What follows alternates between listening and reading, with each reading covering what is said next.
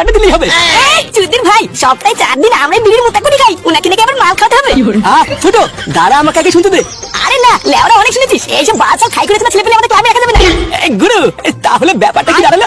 লেওরা তোমার বাপের বাউডারি চোদ্দা, তুমি এটা জানো তো না?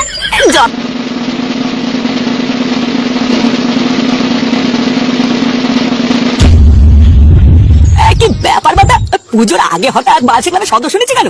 মাইরে এটা কি কোনো নতুন স্কিম নাকি? সে যাই হোক না কেন, আমি তো এবার ঠিক করে নিয়েছি, এবার আমি বালছে ক্লাবের সদস্য হবো। এই ভাতারমারি গ্রামের ওই ক্লাবের কত নাম ডাক জানিস?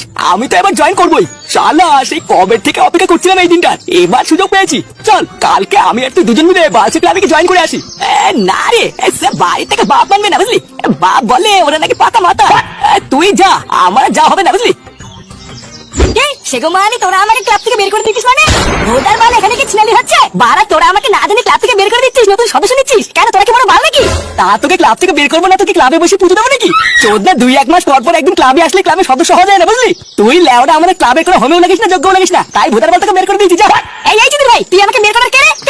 লেওরা সারাদিন গার ফাটি কাজ করার পর ক্লাবে আসতে ভালো লাগে না, তুই আসি না, সেখানে তুই বের করার কে? তুমি কেমন বালের কাজ করো তা আমি খুব ভালো করে জানি। চোদ্দা ক্লাবের নামে তো পাশের পাড়ার বন্ধুদের সাথে ঢলাঢলি করিস, তুই ভাবছিস আমি জানি না নাকি? ভোদা আমি কথা বলছি পল্টুর সাথে, মাঝখানে ঢুকে তুই বেশি মারবি না কিন্তু। বারা কয়েকটা দিন ক্লাবে আসিনি বলে তোরা তোদের ইচ্ছা মতন যা খুশি করবি নাকি?